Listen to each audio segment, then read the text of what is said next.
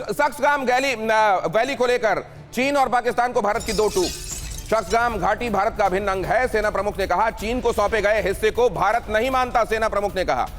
सक्सगाम valley को ऐसे दे दिया जैसे उनका हिस्सा हो चाइना को, और चाइना ने वहां बहुत सारे कंस्ट्रक्शन भी कर लिए हैं। ये मेजर गौरव आर्य, अब ये पोस्चरिंग रह गई है भारत के लिए, या भारत किसी भी समय पाकिस्तान को इस मामले में चौंकाएगा? देखिए, पाकिस्तान ने 1963 में ये तकरीबन 5000 स्क्वायर किलोमीटर का दिनेश भाई इलाका, आपको पता ही है, ये सक्सगाम का गिफ्ट कर दिया, जो उसका लैंड था नहीं, इन्होंने पकड़ा दिया चाइना को।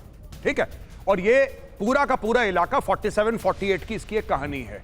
तब से this was part of the erstwhile Jammu and Kashmir state, जो पाकिस्तान ने अवैध रूप से कब्जा करा था। अब इसके ऊपर चाइना कंस्ट्रक्शन करता चला आ रहा है, और पूरा चाइना पाकिस्तान इकोनॉमिक कॉरिडोर ये कहां से आ रहा है? गिलगिट बाल्टिस्तान से तो आ रहा है, हमारे इलाके से। तो हमारे लिए बहुत बड़ी खतरे की घंटी है, एंड वी मस्ट अंडरस्टैंड। और चाइना ऐसे सिर्फ बोल के रुकेगा नहीं, या तो आप कुछ एक्शन करिए।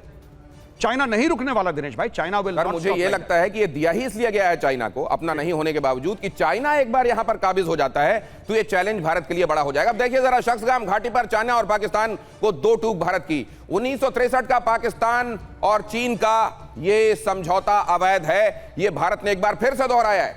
सक्सगाम घाटी भारत का अखंड हिस्सा है, अभिन्न हिस्सा है, और यह हमेशा रहेगा।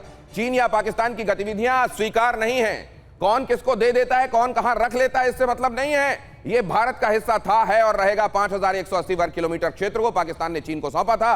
चीन को सौंपे गए हिस्से को भारत नहीं मानता। भारत ने सीपेक को भी मान्यता नहीं दी है, एम्बेसडर वोहरा। लेकिन सवाल यह है कि इसीलिए तो अमेरिका को, चाइना को वहां काबिज होने दिया जाता है, रिसोर्सेज की लूट करने दी जाती है, ताकि भारत वाला चैलेंज बड़ा ना होने पाए।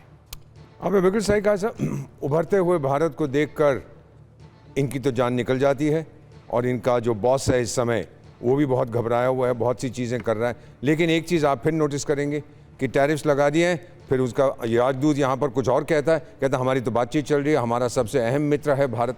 मुझे भी कुछ समझ नहीं आती वो क्या बात कर रहे हैं। लेकिन आप लोगों से बस इतना ही एक अनुरोध है सर, अगर आप ठंडे दिमाग से सोचें, क्या मिला है आपको इतने साल ये सब करने के बाद? वहीं के वहीं आप पड़े हैं और गरीबी में जा रहे हैं, ज़्यादा ज़मीन आप नहीं ले पाए हैं। So what is it that you want? चाहते क्या हैं आप लोग? आपकी फ़ौज कहती है भारत तो मेरा इटर्नल एनिमी है। मैं ये नहीं कहता हूँ सर, आप लोग जिए, मज़े से जिए, खुशहाली से जिए, आगे बढ़ें। आप लोगों को क्यों दिक्कत होती है भारत के साथ सर? ये सर, ये इसके लिए कुछ चीज़ों के लिए वजहों की ज़रूरत नहीं होती। होती है तो होती है, और उसी को वो रीज़न डेट्रे मानने लगते हैं, अपने होने, अपने वजूद की वजह मानने लगते हैं।